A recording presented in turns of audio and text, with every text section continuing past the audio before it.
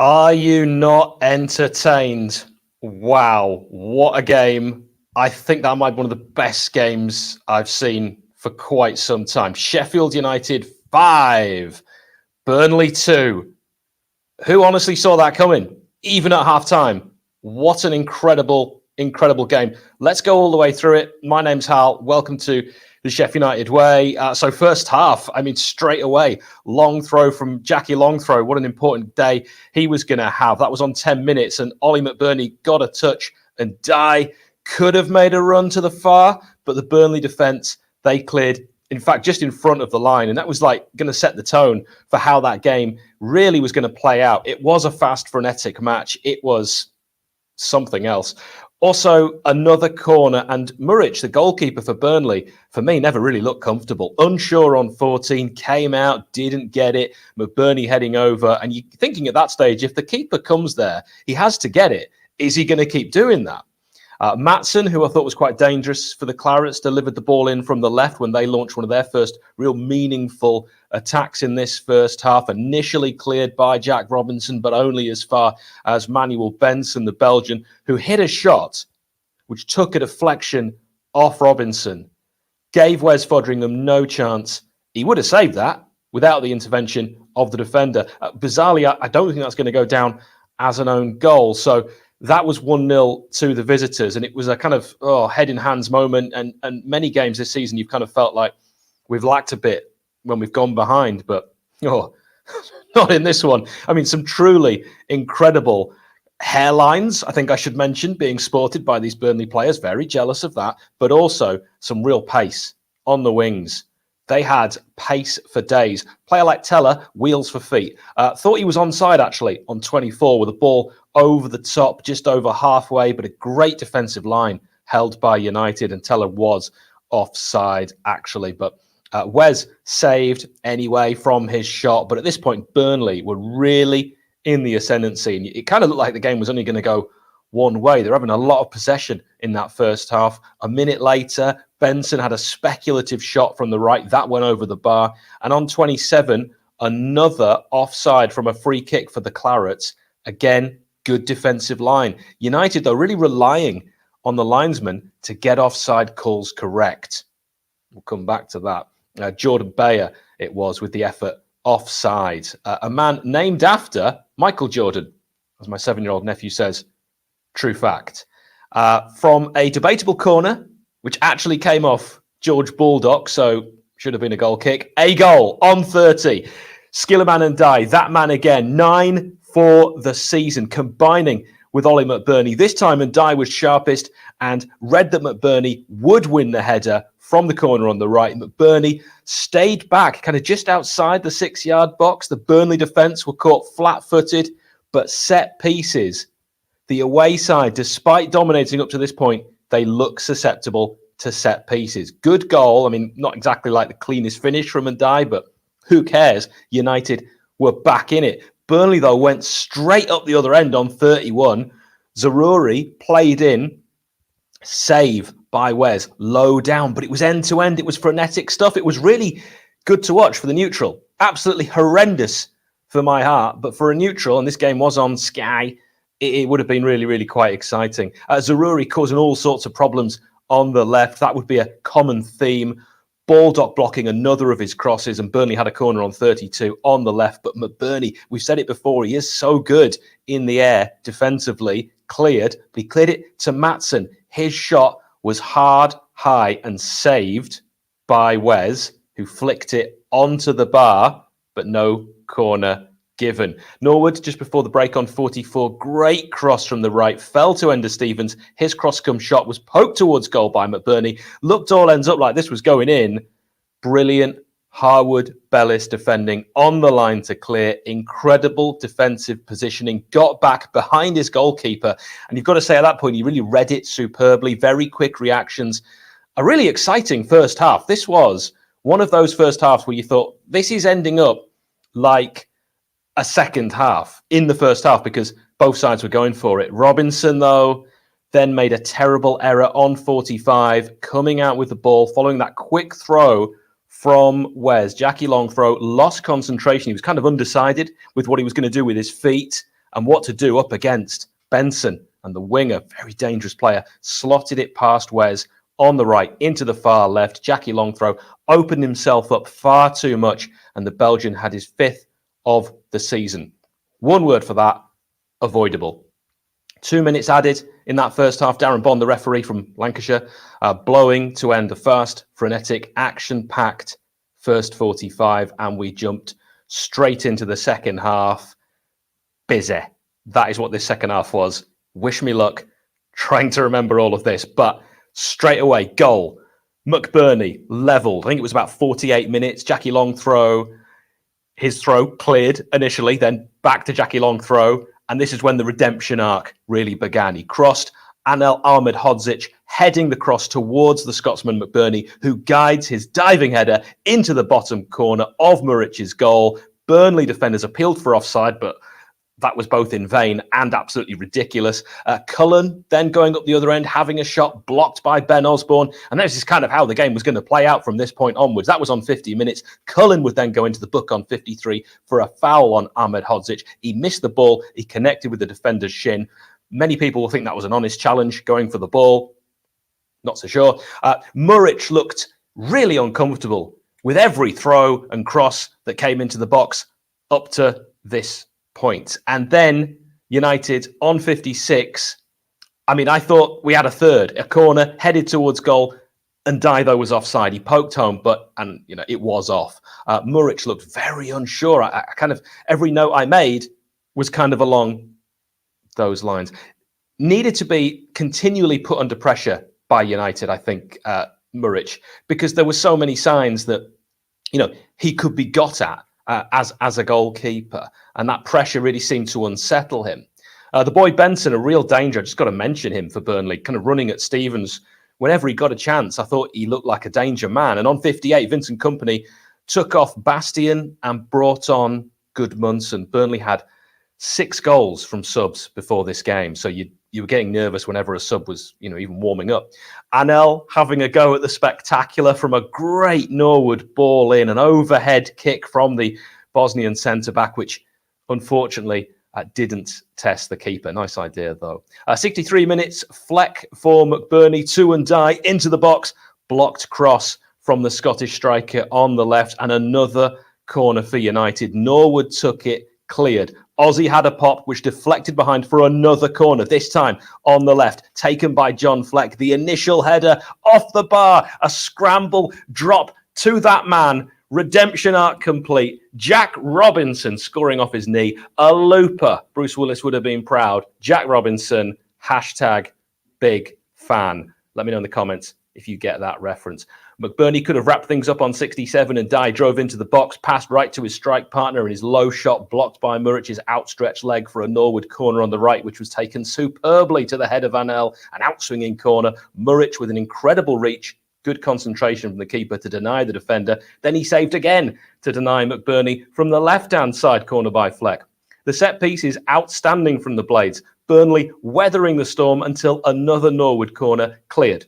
Osborne fired into Anel Ahmedhodzic on 69, nice, who turned and shot with his right into the back of the onion bag. 4-2 with his 4th of the season. Anel, not just good at the back. 71, Chris Basham, that man came on for United, on for Ender Stevens, who had a yellow. What a turnaround. But the action continued, unrelenting on 74 minutes. Ball through from behind the halfway line to a free, unmarked George Baldock from Norwood, that ball. Baldock could have had the 5th, but his left foot shot was saved, and a free McBurney had the task of passing it into an empty net. A horror show at the back from the Clarets. Baldock probably offside. United running riot. And then there nearly was a riot, actually, with the Burnley players clearly frustrated on 75. Teller booked, and McBurney, after Teller fouled and Dye kind of goaded Teller. Obviously, McBurney couldn't resist pushing Teller, as he so often does, got another yellow. I think that's his 6th of the season. Burnley then made a triple change. Teller straight off, Dervisoglu on, Roberts on for Zaruri, Charlie Taylor on for the superb Benson. Jack Cork, son of Alan, went into the book on 80 for a foul on the brilliant Ollie Norwood. McBurney, Ollie McBrace, we could call him, off on 81, Sharp on, 9 off, 10 on. Hernia, Schmernia. It's a lucky hernia. Leave that alone. Wes made a good save on 88. Not that he had much to do second half, but he was quick to react to a header from a corner and keep Burnley to 2 goals. Unfortunately, this did come at a cost. United saw Baldock go down for a full minute, maybe more. Physio's on. He looked shook up, but all right to continue, thankfully, for a couple of more minutes until he was substituted. And on came Andre Brooks for his first team debut. Fleck off and Ollie Arblaster on at the end, the young Blade supporting midfielder. He's also a fan of this channel, so hello, Ollie. Game recognised game. We'd already seen, by this point, 6 minutes added on by referee Mr. Bond. What did you make of his game? Let me know in the comments. Who was your man of the match? McBurney, the official Sky man of the match. Thought the crowd was fantastic. Someone else who I thought was fantastic, Vize, Burnley, YouTuber. Can I say Twitcher as well? Probably YouTuber, I think, lad. Yeah. Great, by the way, to join you a little earlier today on your channel. You're obviously a Burnley fan. I guess you're a bit sore after that one. We didn't see it coming. I mean, I kind of saw it coming in terms of I thought that out of any team that we'll go to this year, I think we can take on any team in this division other than Sheffield United, especially away from home. I mean, I spoke to you beforehand. I would have took a draw instantly because you guys play the exact type of style of football that would really hurt us because we're not a physical team. You guys, you're not just physical. You got much more than that. You guys got experience. You got that kind of grit. And you've got basically, the perfect championship team for me personally, because we've got a bit more kind of like maybe flair to us, but creativity of sorts, some pace, but you guys have, how to see games out and almost game management spot weaknesses. And clearly for us, set pieces with your set piece take of Norwood, absolutely incredible. And I'm seeing some Burnley fans go mad and say that like, oh, we've got a set piece specialist, sack him in the morning. You guys have like five players in the box that are all taller than all of us, so you keep hitting it in there. We can have the best set piece specialist in the world to set piece, I don't know, organizer. You're taller than us. And, you're more than that, but that definitely is a big part of what's give you guys, I guess the advantage in today's game.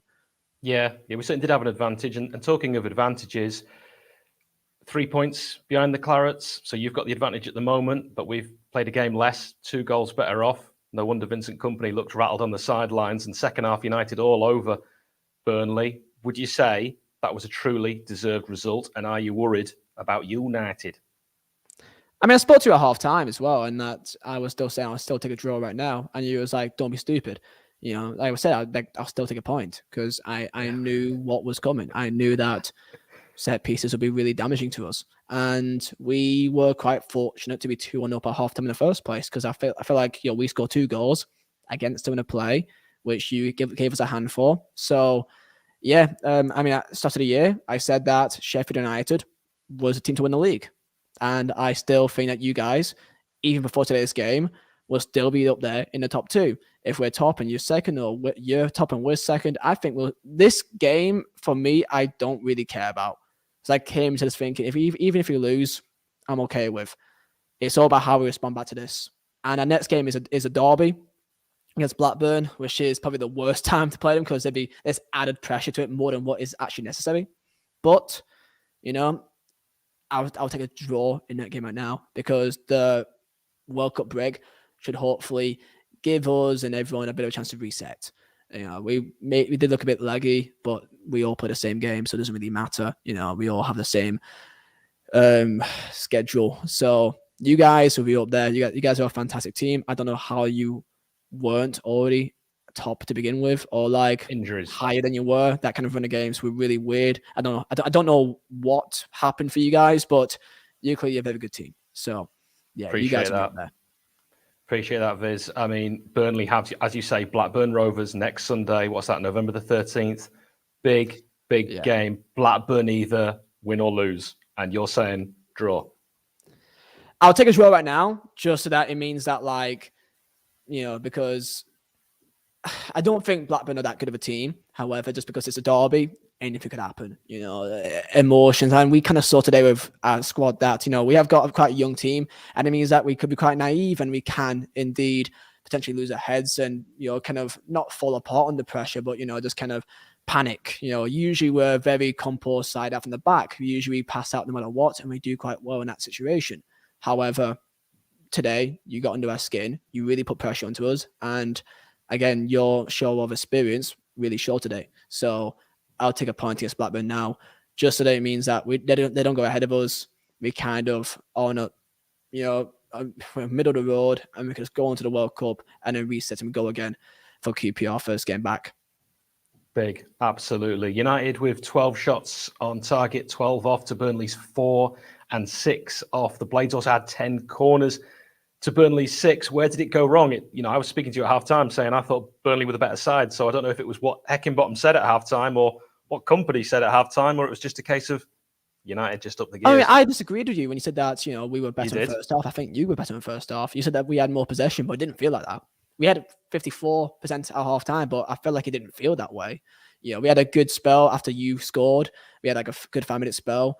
But like other than that, I felt like he was really kind of even-ish, but you guys were leading more to be the more positive team. And in that second half, you looked at our weaknesses, which is we're not the biggest side in the league. We're not the most physical side in the league. And you got your set pieces and you took real advantage. And then once you got 1 or 2 up against us, the thing is, I think he's got 3 goals and pretty much you sat the same way, that it was just some sort of set piece. And then it was like a ball kind of floated and then it was navigated into the 6-yard box and we just didn't deal with it. And that is, even though you probably got a taller team, we could still react to that in a good way. And we didn't. So it's one of them, maybe quite unfortunate, maybe kind of you're lucky, whatever else, whatever you say. End of the day, we didn't deal with it. Simple as that. Yeah. Where do you see Burnley finishing? Do you think this is a statement win from United, or are you thinking long-term over the piece, this ain't going to affect where Burnley end up? As long as we don't lose to Blackburn, I don't think people will care or remember this game. Fulham last year, how many losses did he have? I think it was like 8 or something, or 9. You can still lose games and win the league. Like that's our second loss this year. Losses happen. We're not gonna go undefeated. Like it happens. It's a good. You're a good team. It's a tough place to go. I'm fine with that. It's all about how you respond back to it. And if we do beat Blackburn next week, then no one will care about this game, and it'll just be like a day that happened in the past, and then we'll come back after World Cup and hopefully crack on. Yeah, you're living in Poland now. You're going to travel back for that Blackburn game, which, by the way, magnificent effort. If people want to find out more about you, not that you really need the promotion, but I'll give it you anyway. Here's an opportunity. Tell people where they can find you, mate.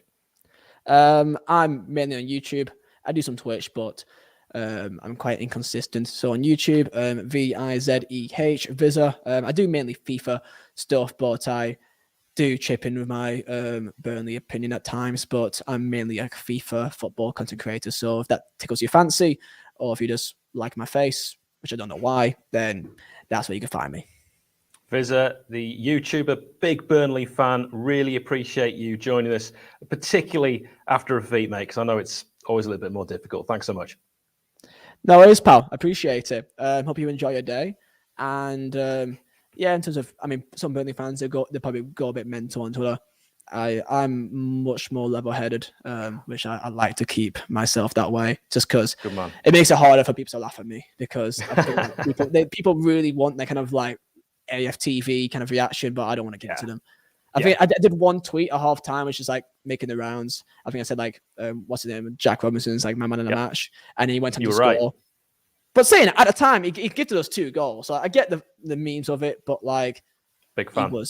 It was bad in that first half. So I'll take it on chin, but like, other than that, people have a laugh, and that's the beauty of it. Absolutely. Thank you so much. We'll hopefully be able to do it again when we're both back in the Prem next season. Yeah, I would like to imagine that should happen. I think it'd be me and you, us two. I still think we'll go up. I think you guys will go up most definitely. And that third team, I hope it's kind of like a more of a different team. I wouldn't mind a QPR, I would say. Yeah, I'd say that. Yeah, respect what the manager's done as well. Top man. Really, really appreciate it. Thanks so much. I appreciate it. Enjoy your stream, pal. Cheers. Vizeh joining us there. Do check him out. It was good to chat with him a little earlier on his own stream. Thanks to all of you that have got involved in the comments.